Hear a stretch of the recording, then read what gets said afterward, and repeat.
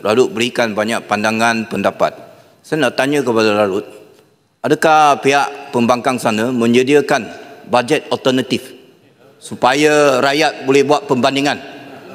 Kamu ada sediakan tak bajet belanjawan alternatif? Tuan Tua, Kota Melaka ni dia tak reti melihat, menilai bagaimana caranya. Mula-mula kita bagi tahu, kerajaan kau buat ni gini banyak yang tak sesuai.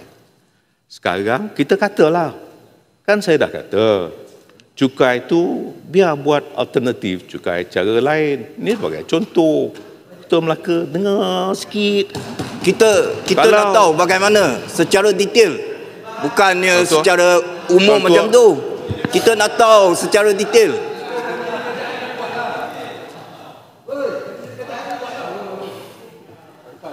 Masalah yang kedua, Tuan Tua, adalah